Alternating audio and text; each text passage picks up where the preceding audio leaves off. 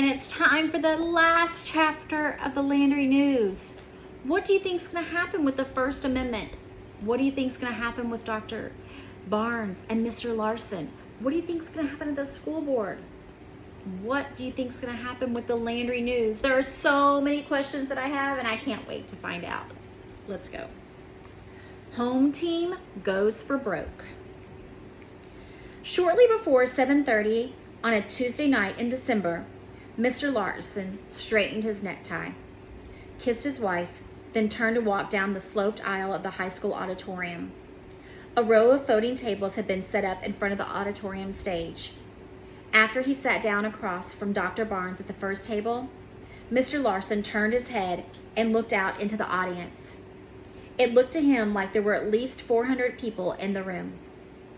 His wife had settled near the back and was smiling at him, all warmth and support. The kids from his class were scattered all over the place, sitting with one or both of their parents.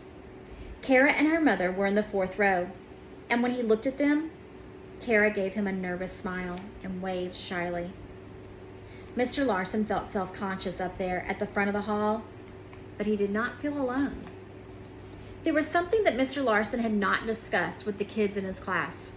It was entirely possible that the freedom of the press would win its battle and that he would still lose his job. True, public opinion mattered. Newspaper reporters and camera crews from 2 of the 3 major TV stations were here. But at the end of the night, it would all depend on how the school board voted. Mr. Larson knew that out of the 7 members, 3 would love to see him leave, and 2 others were not very fond of him. It was going to be an uphill battle. At exactly 7:30, the superintendent called the meeting to order. The school board president, Mrs. Diopoulos, read the call to meeting notice and then introduced Dr. Barnes. Since it was Dr. Barnes who had brought the complaint, he was required to speak first. Madam President, he began. On Friday, December 7th, I read the newest edition of the student newspaper and found a story about a divorce that I did not think was appropriate. As you know, I immediately brought the article to the attention of the board and the superintendent. You apparently agreed that the content was not appropriate, and since Mr. Larson had accepted responsibility for the content of the newspaper, you agreed that this disciplinary hearing was needed. Madam President, will you please explain to those present what the board found to be inappropriate in the story? As Dr. Barnes sat down, Mrs. Diopoulos leaned closer to her microphone and said, Yes, Dr. Barnes, we found that the subject matter and the description of the boy's suffering was too personal, and that the topic of divorce is too mature a theme to be treated in this way in an elementary school newspaper. The board feels that by allowing this to be published, Mr. Larson made a very serious error in judgment. In light of past complaints about Mr. Larson's abilities and practices as a classroom teacher, we agreed that this hearing was necessary. Turning to Mr. Larson, Mrs. Diopoulos asked, Mr. Larson, do you have a lawyer present, or will you be speaking for yourself? Mr. Larson stood up stiffly, talking into a handheld microphone. I will be speaking for myself, Madam President. Stepping away from the table, Mr. Larson addressed the board members. I see this issue of the story in the Landry News in very simple terms. Yes, Dr. Barnes made me responsible for the content of the paper, and I passed that responsibility on to the students. It is true that Dr. Barnes asked to see each copy of the newspaper before it was printed, and I refused that request. But Dr. Barnes did not insist on previewing each paper, which as principal he could have. Instead, he left the responsibility with me. He gave me no guidelines about what topics were not appropriate, nor does the school board have any clear policies regarding school newspapers. According to the Hazelwood Supreme Court decision, a school board must have a clear set of policies in force to order a censorship of a student newspaper. Mr. Larson paused and looked at Dr. Barnes. So as I see it, I'm being accused of allowing something to happen that no one ever informed me I should not have allowed to happen in the first place. Either that, or the real issue here is those past complaints about my teaching practices that Madam President had mentioned. Mr. Larson walked back to his place, opened his briefcase, and pulled out a copy of the article. As part of my statement, I would like to read out loud the entire story from the newspaper so that all present and also all those watching at home on the town cable TV channel can judge for themselves its appropriateness or inappropriateness. The board members began hurriedly whispering among themselves, their hands cupped over their microphones. The whispering stopped, and Mrs. Diopoulos said, "Since it is part of your defense, you have the right to read the story into the record, Mr. Larson." A woman in the 6th row immediately stood up and raised her hand. Mrs. Diopoulos nodded to her, and a Boy Scout trotted over to her with another portable microphone. "Thank you, Madam President. My name is Allie Morton, and my son Michael has asked if he may read the story aloud. He's the boy who wrote it, and it's about the divorce our family went through last year." Almost everyone in the auditorium seemed to gasp. But Kara Landry didn't gasp. She had known this was coming. She had called Michael a week ago to ask him to read his story at the meeting. She told him it would help Mr. Larson if people could see that this was a true story. At first, Michael said no. He thought he would be too scared. But after he talked it over with his mom, he called Kara back and said he would do it for Mr. Larson. Kara sat up on the edge of her seat to see what would happen.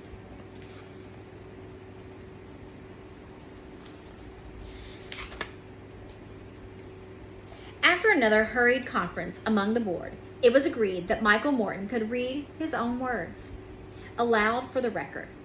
He squeezed his way past knees and seat backs in the 6th row and walked down the aisle to where Mr. Larson stood. Mr. Larson handed Michael the story and held the microphone for him. Michael brushed the mop of brown hair out of his eyes, looked once at his mom in the 6th row, and then at Kara Landry in the 4th row. He focused on the page, gulped, and began to read, squinting because of the bright lights held up by the TV camera crews. Lost and found. When I heard that my parents were getting divorced, the first thing I did was run to my room, grab my baseball bat, and pound all my Little League trophies into bits. I felt like I wanted to run away. I have a lot of friends who have divorced parents, but I never thought it would happen in my family. I felt like I was lost. This was going to ruin everything. My mom told me that my dad was going to move and live somewhere else. She kept saying things like, "Don't worry, and everything will be all right," and things like this just happen. And she said that I would still get to see my dad and that I would talk to him whenever I wanted to. I didn't believe her. My dad took me out to a restaurant. He wanted to talk to me. He said I wouldn't understand, but that he just didn't love my mom anymore. He was right. That was the part I couldn't understand. I mean, sometimes I yell, "I hate you" at my mom and my dad, and sometimes I feel like I hate everybody, but I really don't. And pretty soon everything's okay again. I know I could never stop loving my dad, and I could never stop loving my mom. So I couldn't see how my dad could stop loving her. And I thought that if my dad could stop loving my mom, then he could probably stop loving me too. When Dad went to pay for the food, I ran out of the restaurant and hid in the bushes by the parking lot. I saw him come outside and look for me, and he was yelling my name, and he was really scared and worried, and I was glad. I watched until my dad got in the car and used his telephone, and then he drove off toward our house really fast. I walked over to my friend Josh's house, but he wasn't home. Then I just walked and walked. It was way after dark when I got home. There was a police car in front of my house. When I walked in, my mom ran over to hug me, but I wouldn't let her. My dad said I was in big trouble and that I was grounded. But I just said, "How are you going to ground me? You're not even going to be here to see anything I do." Then I went to my room and slammed the door as hard as I could. That was about a year ago. My dad did move out, and now he's already married again. I never did really run away, not even for an afternoon. But I used to cry a lot late at night. I know some kids will think that's a sissy thing, but I couldn't help it. And one day my mom was late getting home from work, and there wasn't a message, and there was no answer at her office, and I got so scared, and I ran to her room to look in her closet to see if her dresses were still there. It was stupid, and I was afraid that maybe she had moved out too. Sometimes I'm not as happy as I used to be, but I try not to show it. I think my mom is happier now, but if I get unhappy, it ruins things for her, and then it's hard for both of us. Things aren't so bad now, just different. I found out that my mom told the truth back at the beginning, because everything is mostly all right. And when she said, things like this just happen, that was right too. Now I know that something like this can just happen because it happened to me. And I also found out that my dad still loves me. And I even know that he still loves Mom, only not in a married way. It's not that I see him a lot or anything, because I don't. He's not with me every day or at bedtimes except one weekend a month, but I know he still loves me. I just know it, and sometimes just knowing something has to be enough. When Michael finished reading, people all around the auditorium were fishing around for tissues and handkerchiefs. There was a spontaneous burst of applause, and he made his way back to his seat. After Michael sat down, his mom put her arm around his shoulders and squeezed. When it was quiet again, Mr. Larson said, "Thank you, Michael."